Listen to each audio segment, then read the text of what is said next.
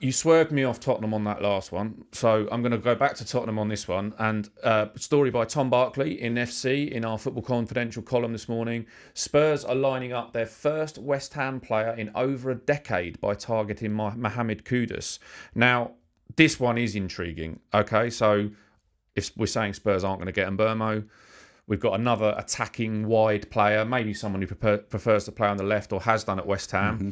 There's a valuation from West Ham apparently of somewhere in the region of £60 million, which I think if you look at his talent is fair enough.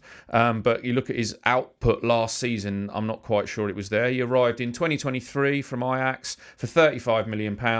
And there's this sort of unofficial transfer embargo that's going on here between the two clubs that if Tottenham are going to lift it, he'll be the first player since who to move from West Ham to Tottenham. Oh, Scott Parker. Now, we did talk about it before. We did talk about that but before. Yeah, that's amazing. Since 2011, he could be the first player to do that. But basically, this is Spurs.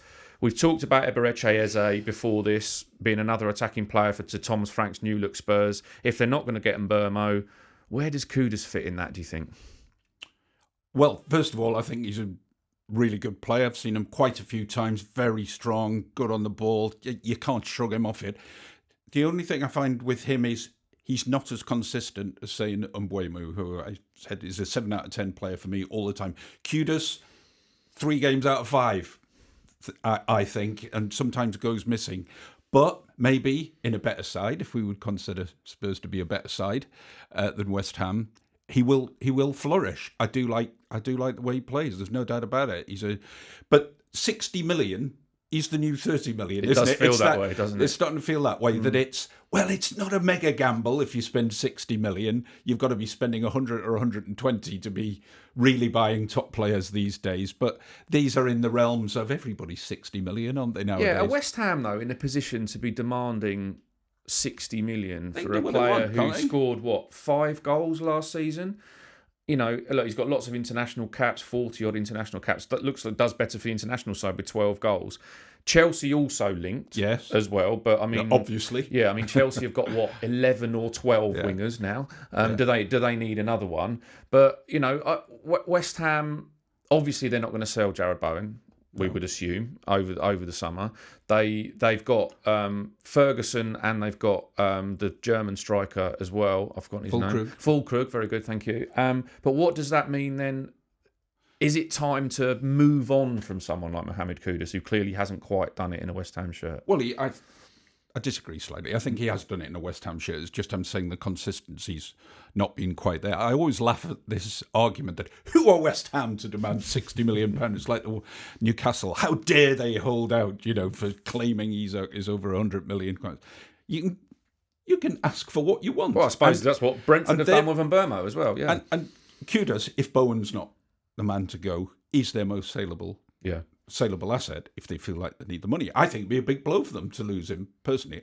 As I've said, I do think he needs to be more consistent, but hey, I like him as a player, and I'm sure he would be a fine addition to the squad, as they say at Tottenham. And they will need more better, stronger players for the assault on Europe this season. Absolutely, they will. They definitely need more strength in depth, and I think maybe the point with Kudus is with West Ham is that, given, without us going into too many details about Paquetá, that obviously his saleability has gone out of the window because of the betting scandal.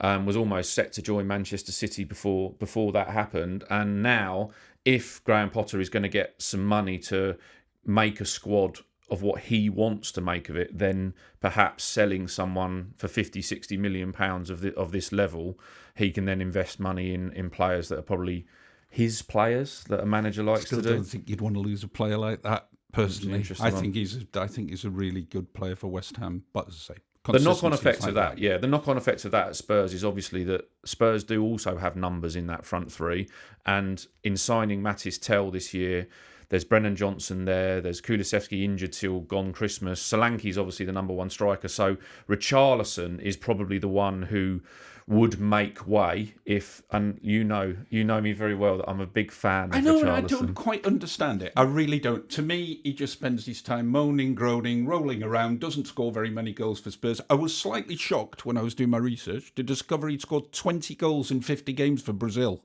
Because I couldn't quite understand why he played for Brazil. Well, we all remember the bicycle kick. Yeah, we all remember the bicycle kick. I would argue you don't play 50 games for Brazil or score 20 goals for Brazil unless you're a very good player. It's the injury record that's the problem. It's Do the you injury honestly record. think he's been good for Spurs? Honestly. I do. And the fans love him, and obviously me being one of them. But he's one of those players, and it feels a little bit like, when you've got a player that was, 50 odd million pounds when he came in. I don't think we ever knew exactly what the deal was because it was a staged deal with Everton, dependent on appearances and goals, and he's obviously not played as many games as he should have done. But he impacts games. He's one of those subs where if the game's going flat, he comes on and he makes something happen. We all know the players who are good subs and bad subs. There's some players you think, if he's not starting, you may as well not bring him on because he doesn't do anything when he comes on. Richarlison, whether it's sticking a centre-half up in the air and making the crowd go wild, getting an assist. I mean, the assist in the semi-finals of the Europa League. We all remember that. Absolutely, but he was excellent in the final as well. I know that Spurs park the bus or Ange Wall as it's now known. But what happened to him? Oh yeah, but look, he will be one. He's 28 years old. We've talked about it in Sunsport this morning. He will be allowed to leave if somebody pays the money for him. It could be Turkey, it could be Saudi Arabia. Galatasaray are the ones that are probably leading the race at the moment, and probably around about £20 million, we believe. So even though you don't think he's that good, 20 million's all right, isn't it, for a player like him?